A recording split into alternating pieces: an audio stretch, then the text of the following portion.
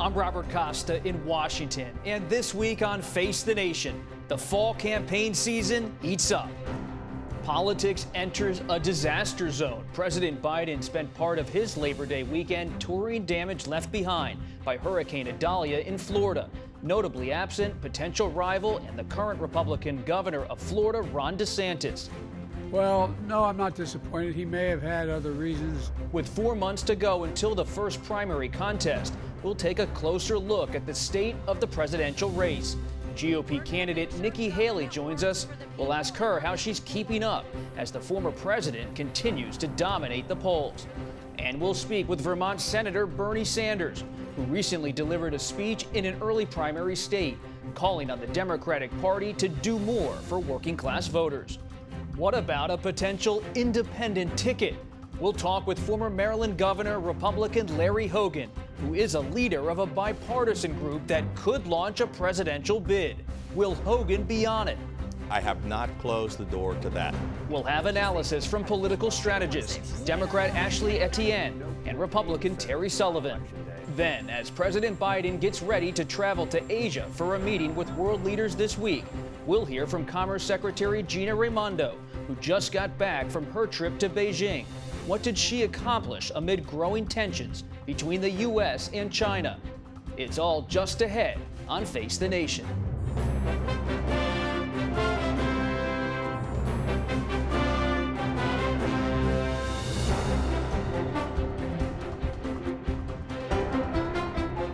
Good morning and welcome to Face the Nation. Margaret is off today.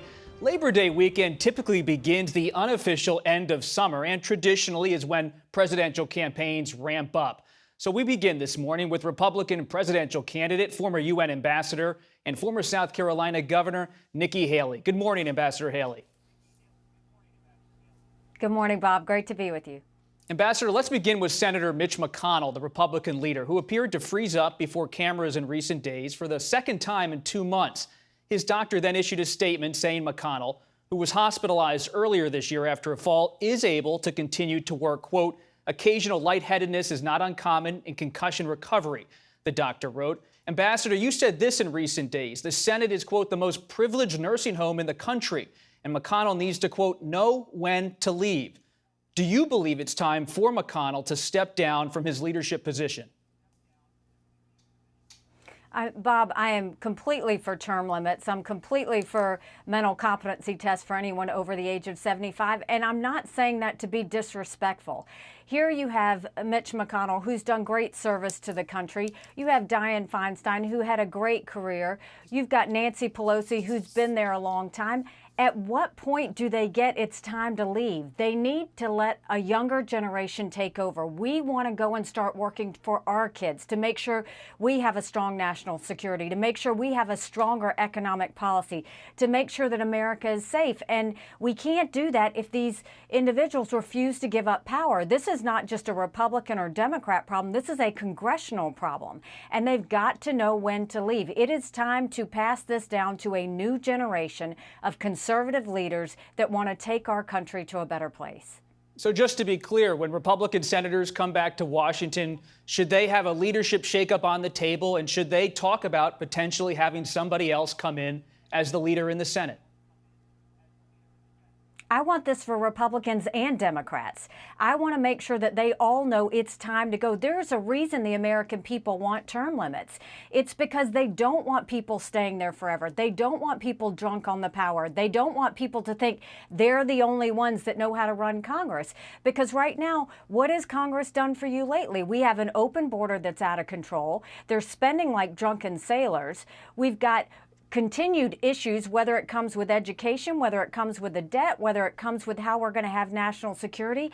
We need people at the top of their game. We have too many issues on the table that need to be dealt with. We can't continue to have these people who think they know better than the American people. The American people are saying it is time to go. If they would approve term limits, the American people would show that. But until then, they've got to know that, look, we appreciate your service, but it's time to step away. So you've talked about competency tests, but let's dig a little deeper on that. There are age requirements for serving in the House, 25 years old, 30 for the Senate, 35 for the presidency. Should there be an age limit on the presidency, in your view, and maybe a constitutional change or legislative change? I think there should be mental competency tests, and I don't care if they're for everybody 50 and older. I don't care if they're for the entire Congress. These are basic tests, Bob. These are, tell us where you were born. Name 4 words that start with the same letter. How many grandchildren do you have? These are basic questions that anyone should be able to answer. And the way you do that is just when a candidate files to run for office, incumbent or newcomer, they have to give their financial disclosures. They should also give a notice from the doctor that tells about their mental capacity. I think that we need that. We can't stand watching Dianne Feinstein sit there and be told by an aide how she should vote. We can't worry about Mitch McConnell being frozen at a podium. We can't have Joe Biden forget where he is.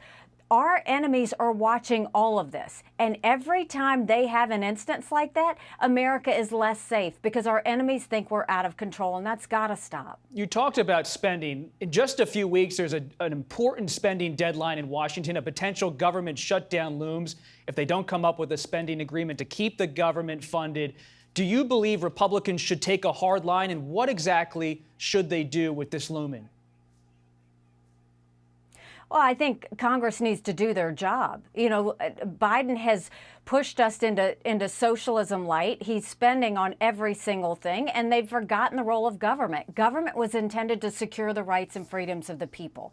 It was never meant to be all things to all people. So as we go into this, I have said that Biden has spent already $5 trillion in his term, but Republicans have spent too. We've watched them open up earmarks for the first time in 10 years. We've watched the 2024 appropriations bill has $7.4 billion in earmarks. Democrats have $2.8 billion in earmarks. So all of them are spending like drunken sailors, and it's our tax dollars that they're spending. What we're saying is, I had to balance a budget when I was governor of South Carolina. Americans have to balance their budget at home. Why is Congress the only group that refuses to balance a budget? They need to go in there and do the hard work. They need to make sure that they are giving money back to the taxpayers. They need to make sure that money is not being wasted. I think they need to do their job. The question, though, Ambassador, is what exactly should they do in terms of the negotiating position they take? For example, Congresswoman Marjorie Taylor Greene of Georgia has just said in recent days that Republicans should not vote to fund the government unless an impeachment inquiry begins against President Biden inside of the House of Representatives. Is she right or is she wrong to take that position? She's one of many that are going to throw things on the table like that. What I'm saying is Congress needs to do their job. Balance a budget. I have said I will veto any spending bill that doesn't take us back to pre-COVID levels. The only group that talks about closing down the government or playing these games are members of Congress. The American people aren't talking about that. The American people are telling Congress, do your job, balance a budget, stop the spending, stop the borrowing, eliminate the earmarks, claw back the hundreds of billions of dollars of unspent COVID dollars. Right. Go after, instead of 87,000 IRS agents going after middle America, go after the hundreds of billions of dollars of COVID fraud that we know exist. These political games, the American people have no use for it. They just want them to do their job. It's not that hard. It's why I continue to say we've got way too many lawyers in Congress. We need an accountant. I'm an accountant. That's why I want to put an end to this and start having government work for the people again. Over the past week, former President Donald Trump, the front runner in the race, he pleaded not guilty to criminal accusations in Georgia. When you were on that debate stage in Milwaukee, which has earned you some good reviews inside of the party, inside of the Republican Party, you raised your hand and said you would still support him if he was convicted of a crime and the nominee next year. Do you stand by your decision to hold up your hand on stage and back Trump should he be the nominee and be a convicted felon? Well, what you saw were candidates on that stage said that they would do exactly what they signed and pledged to do, which is support the Republican nominee. That's what we are saying. I don't think President Trump's going to be the nominee. I think it's going to be me. But I will tell you that any Republican is better than what Joe Biden and Kamala Harris are doing. We know that a vote for Joe Biden is a vote for President Kamala Harris. First of all, he's innocent until proven guilty. But you are implying that the American people are not smart. The American people are not going to vote for a convicted criminal. The American people are going to vote for someone who can win a general election. I have faith in the American people. They know what they need to do. And so I think that, yes, I will support the Republican nominee always, and I will make sure that that person, we're going to pick someone that's going to beat a President Kamala Harris, because we can't have a President Kamala Harris, or we'll never get our country back. How are you going to consolidate quickly the non-Trump vote in this primary? We're now in September, just months away from the early voting. It's not about consolidating a non-Trump vote. It's about consolidating where Republicans want to go. I believe Republicans want to stop the crazy spending. I believe Republicans want to bring crime down and go back to law and order. I believe Republicans want transparency in schools. I believe Republicans want to secure the border. And I believe Republicans want to prevent war and have a strong national security. That's what we're talking about. It's not about a person, it's about a country. And it's not just about Republicans, it's about independents. It's about conservative Democrats that know that we're going in the wrong direction. Ambassador Haley, we'll see you soon on the campaign trail. We really appreciate you taking the time on a Sunday morning. Thank you.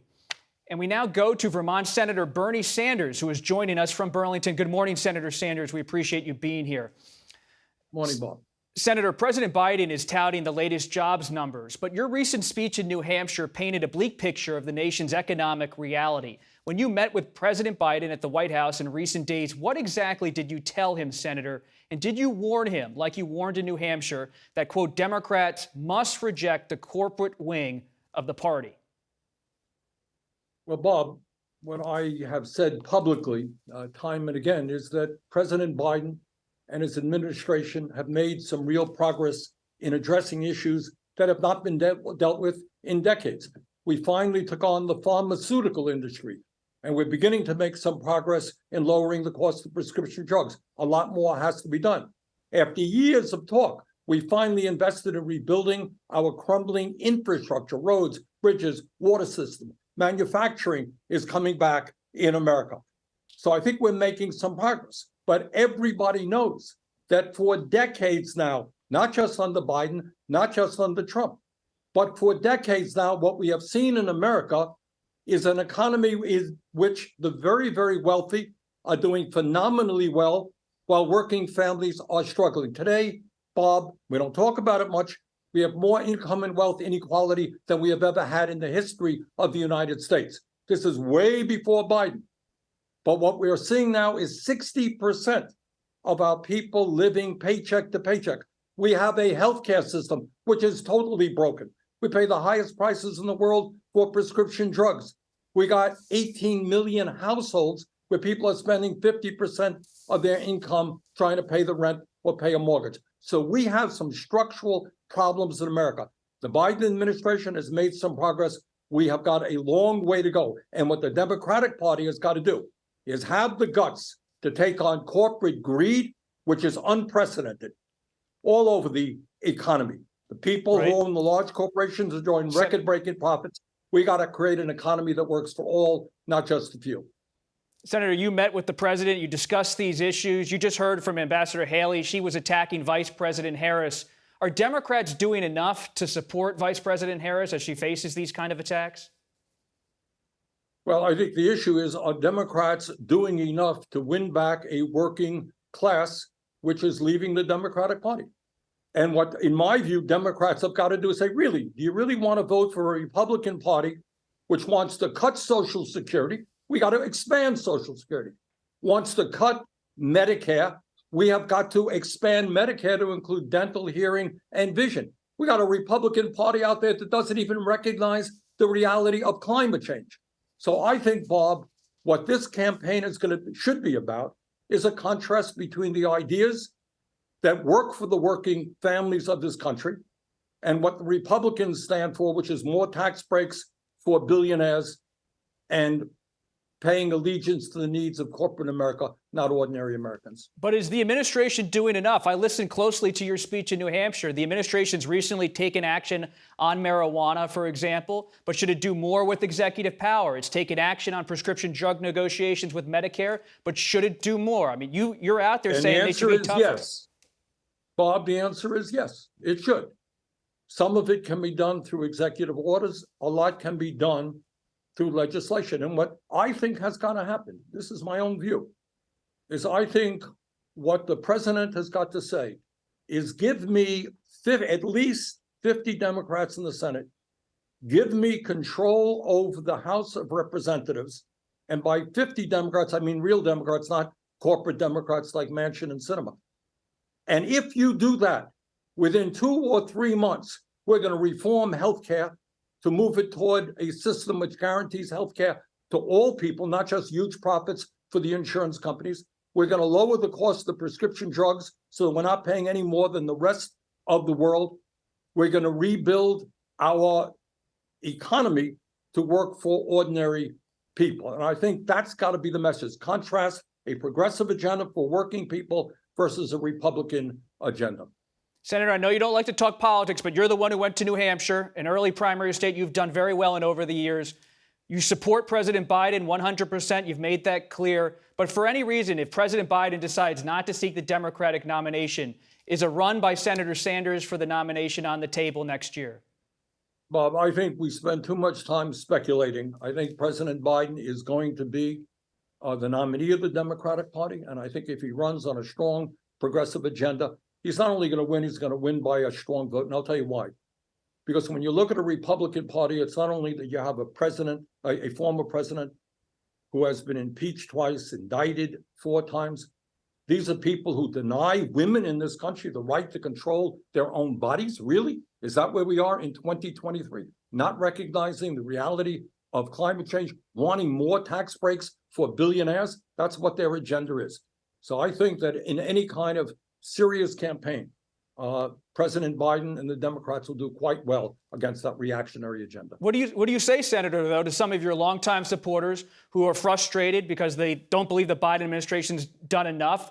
They may not share your view of how things have gone, and they're thinking about Cornel West, or they're thinking about Robert F. Kennedy Jr. What's your message to them as they drift toward those others? Well, my message to them is that we are living in an unprecedented moment in American history. Donald Trump is not only a pathological liar, has not only helped wage an insurrection, if you like, to prevent President Biden from taking office, not only is denying American democracy, moving against American democracy. So I think at this moment, Bob, we have got to bring the progressive community together to say, you know what, we're going to fight for a progressive agenda, but we cannot have 4 more years of Donald Trump in the White House. Do you worry about the progressive vote staying home? I think if the Democrats come up with a strong agenda that speaks to the needs of senior citizens in this country, and that means raising Social Security benefits, expanding Medicare, if we speak to the needs of young people, and that is having a lot to do with student debt, if we demand that the wealthiest people in this country start paying their fair share of taxes, if we come up with a progressive agenda, I think we're going to win and win big. And when we win big, we have to make it clear that we stand with the working class of this country against the kind of corporate greed that we now see. Senator, quickly, you are also the chairman of the Senate Health and Labor Committee. Progressives, voters are looking to you as well for action. You're investigating Amazon warehouses right now. Are you committed to issuing a subpoena for Jeff Bezos, the founder of Amazon, to come testify or not? Well, we're going to take one step at a time. Right now, what we're working on, Bob, is major reforms in primary health care. We don't have enough doctors, nurses, dentists, mental health providers in this country. We're working hard on legislation to do that. So we brought Mr. Schultz from Starbucks before the committee. We are looking at Amazon, and we'll take it one step at a time. But certainly, no fears. You know, at the appropriate time, we may well do that. Thank you very much, Senator Sanders. We appreciate you taking the time on a Sunday morning. Face the Nation will be back in 1 minute. Stay with us. Former Maryland Governor Republican Larry Hogan joined us on Friday with more about what he thinks about the GOP presidential field. Look, I think there's too many people in the field. You should not be in the race. If you don't make the debate stage, you likely should consider getting out. If you're on the debate stage and you're willing to stand up and challenge the leader, that's at 50%. If you're unwilling to challenge Donald Trump, you should get off the stage. You know, Ramaswamy, for example, is up there being a cheerleader and a fill-in for Trump. He shouldn't be running for president. He should, you know, he obviously is trying to apply for a job for Trump. But if you're in there running for vice president, or you're trying to be a cabinet secretary, or you're trying to become famous or write a book or get on television, you should get the heck out of the race. We need to narrow it down to find a leader who can get the Republican Party back on the right track and that can get us back to winning elections again. It's not going to happen with 11 people in the race. Who specifically? Former Congressman Will Hurd didn't make the debate stage. Should he get out? You know, Will is a great friend. I have tremendous admiration for him. I agree with him on so many issues, but he's not going to be president, and he didn't make the debate stage. And I think he contributes a lot to the discussion. He and I see a lot of things eye to eye, but yeah, I don't think that at this point he should be in the race. But I don't want to go through the list of which one should we get out and get in the process. Time's of the essence, I think it's a decision they have to make. What I'm having conversations. Most of these folks are friends of mine. I'm talking with other leaders in the party who share this concern, this issue that you're getting to. And I think we're going to have to continue to have those discussions and try to give people the best. I'm giving private advice to many of the people running. I think other leaders are going to come together, and we're going to have to figure out how can we convince people to put aside their own egos and their own goals to just make sure we do the right thing for the country and the party. How do you force that conversation? It's a difficult one. I've covered politics for years. Most politicians wake up, they look in the mirror, they see a future president. It's tough to have that kind of conversation. It's very, very tough, which is why it hasn't happened yet. But I'm holding out hope that we'll get this figured out. And you know, my total focus at this point is trying to make sure we can get a challenger that's going to win this nomination, that's not Donald Trump, that can get us back to winning elections again and can win the race in November. You said you were going to talk to your friends in the traditional Republican wing of the GOP, a party still dominated by Trump. How would you describe the level of concern? Is it quiet concern, a twiddling of the thumbs right now among donors and traditional Republicans, or is there real alarm that it's September and Trump's dominating? I think there's real alarm, and it's becoming more and more real. I mean, people were somewhat hopeful that we would be in a different place by now. And now they're starting to come to the realization that, hey, we might actually have Donald Trump as the nominee and Joe Biden as the nominee. And this is something that 70% of the people in America do not want. They do not want Donald Trump or Joe Biden. They don't want a rematch. And they don't think these are the two best choices to be running in the race. What about a late entry from Governor Brian Kemp of Georgia or Governor Glenn Youngkin of Virginia? It may not be possible to get on the ballot in Iowa and South Carolina and those early states, but could you see a late entry trying to make a play for the convention? Well, it seems like the opposite of what I've been saying. You know, we've got 11 people in the race. We have 6 of my former gubernatorial colleagues already in the race. I'm not sure whether 1 or 2 more is going to fix the problem. I also just don't think it's going to happen. I mean, they're both great governors. I campaigned and helped both of them. But October 15th is the deadline, and all this talk about somebody's going to get in the end of the year or next year, that's not going to happen. It's 6 weeks away. We'll have more of our conversation with former Governor Larry Hogan after a break. We'll be right back. If you miss an episode of Face the Nation or want to see an extended interview, you can find it all on YouTube or on our website. Or if you prefer to listen, you can subscribe to our podcast. Just search Face the Nation. We'll be right back. We'll be right back with a lot more Face the Nation.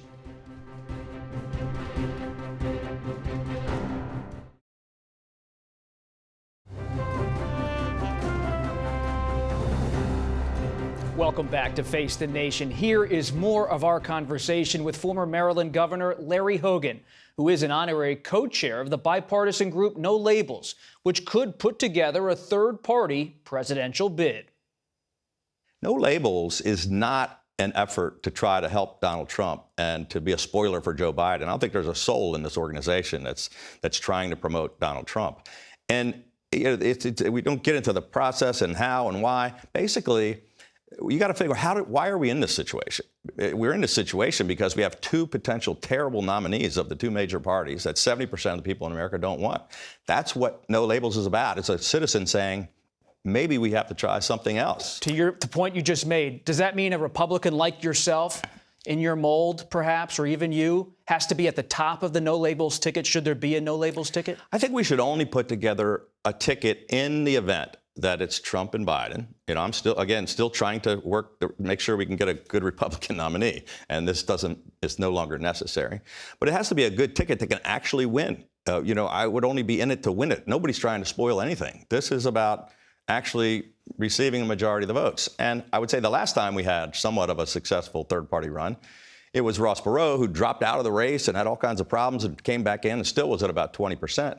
But he was a Republican who ran as an independent and took, you know, most people would argue, I think he drew from both sides, but it didn't, hurt the Democrat, hurt the Republican. And the Ross Perot experience in 1992, he gets about 19% of the popular vote, but it's very difficult to win the White House in a system that's the Electoral College.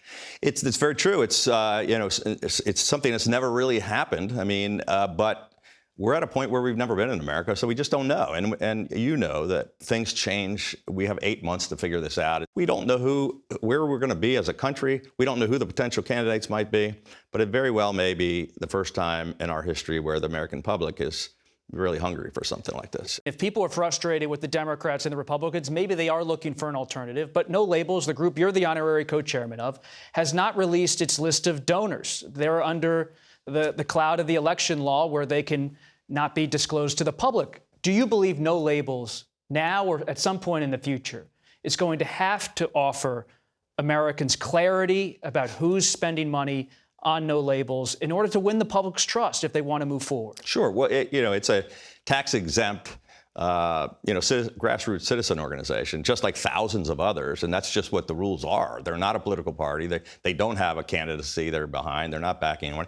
If, in fact, it became a campaign, they obviously would have to follow all the same rules that all the rest of the campaigns do. But right now, there's just an awful lot of attacks and criticism because they're really worried that this kind of citizen uprising is gaining a lot of traction, and they're really concerned about the two weak nominees that they might be faced with. Well, to your point, there's concern, especially among allies of the White House, that a Democratic independent ticket would pull from Biden. But let's be real. If Trump is going to end up, looks like the nominee come January or February of next year, are you, Larry Hogan, open to being atop a No Labels ticket as a Republican-type candidate with No Labels? It's not something I'm pursuing. I know it's not. We know you're not pursuing it. But is it at I'm least hoping we open don't door? get to that point. I have not closed the door to that. If I believe that we can actually win the race, we have a strong ticket, that those two major candidates are weak, we might have to try to pull off something that's never been done, which is sort of what I did in Maryland. Do you believe there's actually going to be a No Labels ticket or not next year? I think there's a good likelihood that there could be. I don't know the odds, and there's a lot of things that have to happen. Again, I'm still hopeful that I'm not sure sitting here today that Donald Trump and Joe Biden are the two nominees of the major parties, or whether this ever lifts off the ground. But if in fact that's the case, I do believe that this group has a chance to get access to the ballot in all 50 states. And if they put together, a really great ticket and ran a perfect campaign, that they would actually have a shot to be not just a spoiler, but to be in it to win it. Former Governor Larry Hogan of Maryland, we appreciate you coming by Face the Nation, and we'll be right back. We're joined now by CBS News contributor and Democratic strategist Ashley Etienne and Republican strategist Terry Sullivan. Good morning to both of you. Thanks for being here. Ashley, let's begin with you. We heard from Senator Sanders. He met with President Biden, said the White House, other Democrats need to do more to pay attention to working people across this country.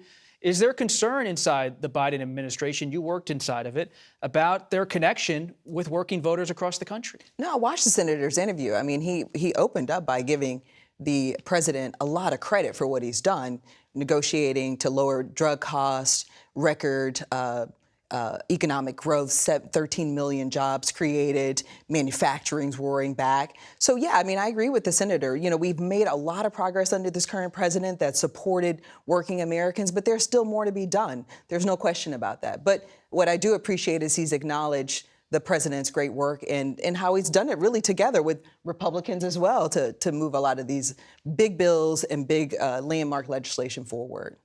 Terry, you managed Senator Marco Rubio's 2016 presidential campaign. You know what it means to run against former President Trump. You did it. It wasn't easy for Senator Rubio in your campaign. Every Republican struggled. When you watched Ambassador Haley this morning, and you watched Florida Governor Ron DeSantis in recent weeks, what do you see in the Republican race right now? Is there actually an opportunity for Haley to get some traction, or are they stuck in the single digits? Yeah, you're right. I have experience losing to Donald Trump, so I know what it's like. And you know what? At the moment, this is what we're watching all of these candidates do. Unfortunately, they've got to engage Trump. Hope is not a strategy. And last time, there was a lot in 2016. There was a lot of hope that you can be the last one. You know, there's no way Trump can get over 50, and there's all these different things. And so I think with Haley and a lot of them, they've got to be able to go after the guy in first place. He's the de facto nominee. He's the de facto incumbent. If you don't engage him and take him on, he's going to skate to victory. What about impeachment? We talked a little bit about it with Ambassador Haley, because Representative Taylor Greene of Georgia is talking about moving forward quickly with an impeachment of President Biden. Inside of the White House, you've worked with President Biden, you've worked with Vice President Harris. Are they preparing for a fall impeachment season? Well, more importantly, I ran the impeachment war room for Speaker Pelosi, the first impeachment war room. And I will tell you the greatest difference is there's no evidence here. There was actually evidence when we moved to impeach Donald Trump. If you recall, he actually gave us the evidence, the recording of his phone call with Zelensky asking for dirt on Joe Biden. So that's real. I mean, we have to take a step back and really approach impeachment with a level of sobriety. But how and do they seriousness. see it this time around, the Democrats, as they come for Biden? I mean, my recommendation to the president would be to treat it as a sideshow that it actually is at this point. There is no evidence. They've had 5 years to drudge up some evidence on Hunter Biden, and all they found is a gun charge and tax evasion with no relationship to President Biden. So the point is I mean, I wouldn't get overly exercised or excited about an impeachment inquiry that's baseless and has no evidence and no foundation. But here, can I just say one more thing?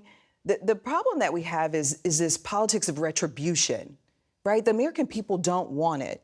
You know, this would be the greatest, if they move forward with an impeachment inquiry, be the greatest devastation, not just to their majority, but even to their speakership in 2024. Well, how do the House Republicans see it? You've worked for congressional Republicans for a long time, Terry. Is Speaker McCarthy and others, are they going to go along with this push to impeach Biden? And politically, how do they really see it? Yeah, look, I think the speaker is sober enough to realize this is not a great long-term political play, but he's got to appease the base within his caucus, and that's an issue here.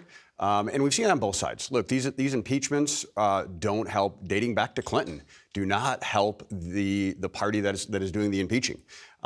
Historically speaking, the beneficiary of it is the president who's getting impeached. And so I would caution the Republicans on this. Going after Biden seems like a really poor decision politically.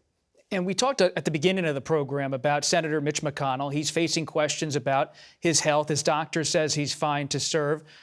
Inside the White House, how are they handling the age question when it comes to President Biden? Well, with a lot of humor. I mean, they've handled this issue quite a bit. It's not a new issue to them. They're very clear about the issue. But you know, I've worked for two of my bosses, both Speaker Pelosi and Biden, are 80 years old. And I've seen, you know, I watched firsthand how Speaker Pelosi handled Donald Trump masterfully, you know, and I've seen Joe Biden up close. And again, you're talking about an unprecedented record of bipartisan legislation, big things for the American people that he's gotten done. So for me, age is nothing but a number, and it's very personal. What you're saying with McConnell is a serious issue, and I do believe his staff is really doing him a disservice. They need to figure out what's going on. It's serious in a way that it's not as serious with Biden nor with Pelosi and others. Terry, you've worked for some conservative senators over the year, like the former senator from South Carolina, Jim DeMint. You know that conservative Senate world. Are they going to see this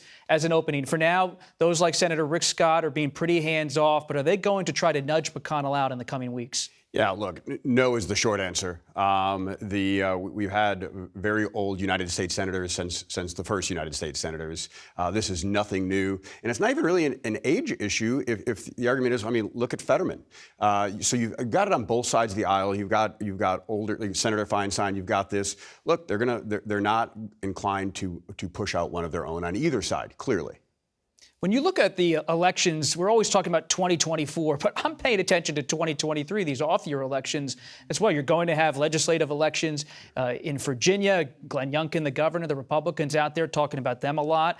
Elections in Kentucky, Mississippi, elsewhere this fall. What are you paying attention to? Because they're often a good read on what's going to happen the next year. Well, I'm paying attention to the issues that that are driving voter turnout. That's what's going to be important to me. Is it going to be abortion? Is it democracy, the fragility of American democracy? Is it the economy? What's going to turn out voters, but specifically these independent voters that are going to make the difference? What do you think is going to really get them out this fall? Well, I think it's going to be abortion. I think it's going to be democracy. It's those two issues. And Same issues from 2022? Absolutely. And that's what the president and his campaign are banking on.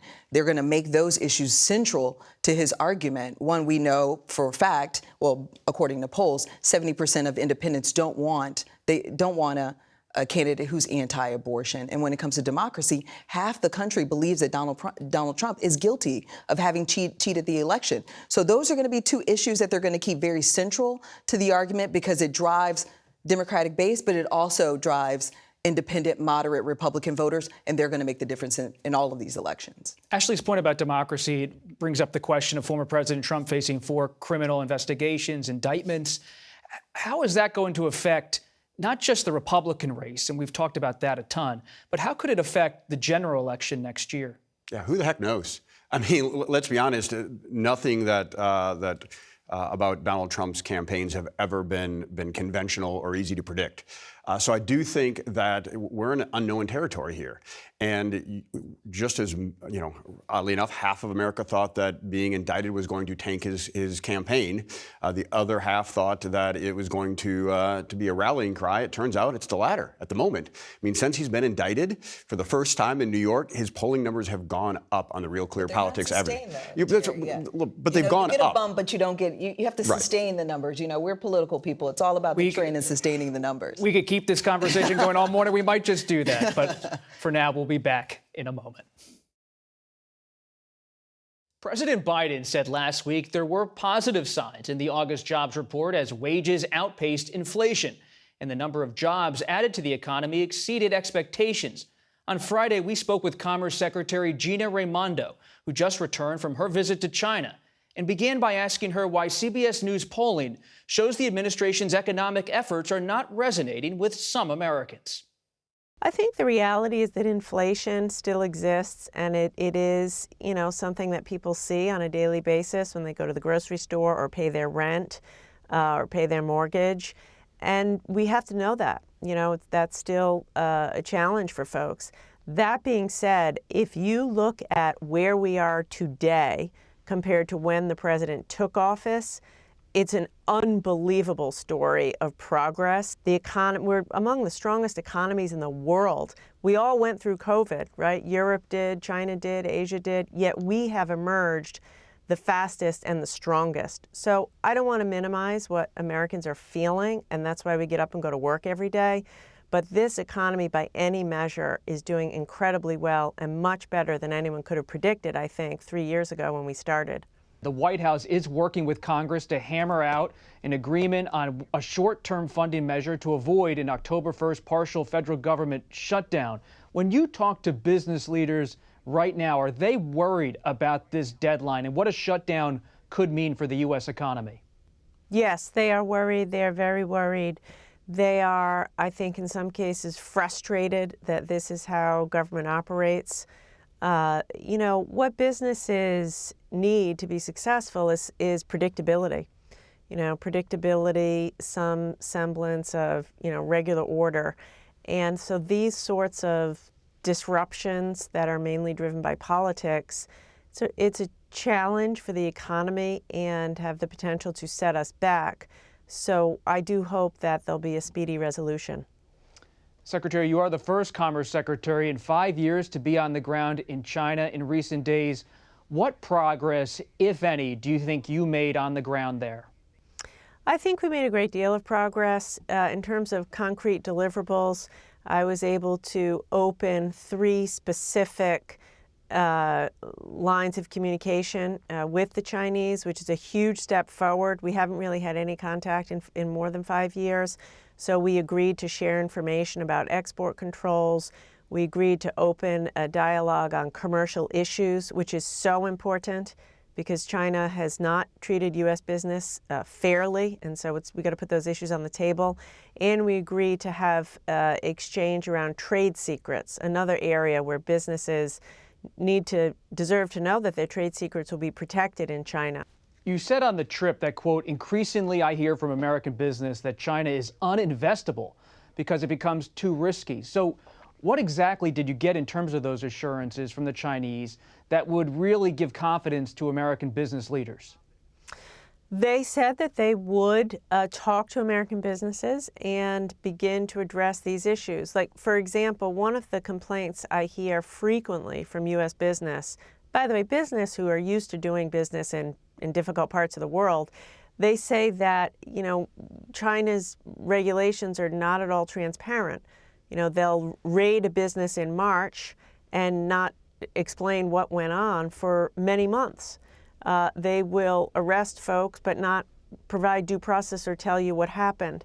And so when I expressed these concerns, I was heard. I wasn't given any promises. But one thing that I think we can take a bit of heart in is it's in China's interest, it's in their economic interest to have foreign direct investment and to make sure, they had a very good economy when they were market-oriented and reform-minded. Do you trust the Chinese at this point, after all of your conversations, after digesting what happened on your trip? Do you trust them? Trust is probably not the word I would use. We need to see action. And until we see action, there can be no trust.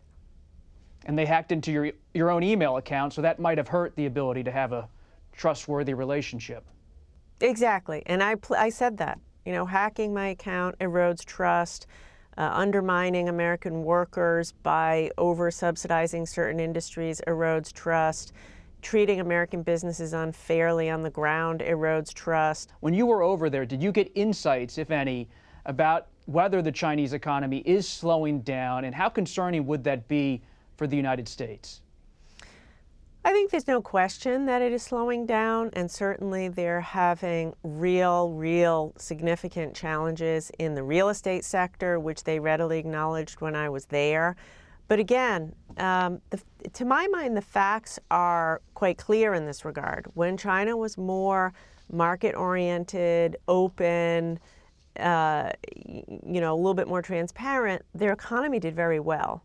And more recently, as they have closed down and become more arbitrary in the way they administer regulations, the economy is quite challenged. So time will tell. And I'm often out on the campaign trail, Secretary, and I know you stay out of politics, but one thing I'm hearing from so many Republicans across the country, especially governors, they want to block Chinese companies from making investments and buying farmland in the United States. Does the Biden administration, and do you support Chinese companies making investments and buying farmland in the United States? We have to be very careful. We have to screen every investment and make a decision as to whether it hurts our national security or not. Not every investment from China into America harms our national security, but many do. And so it's a case-by-case basis, looking into the facts and being as tough as we need to be, but also being, realistic and not hyperbolic, just being, like I say, practical. It's time to be practical, pragmatic, and serious about managing every aspect of this relationship.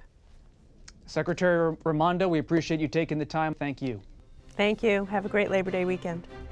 You can watch the full interview on our website, facethenation.com. We'll be right back.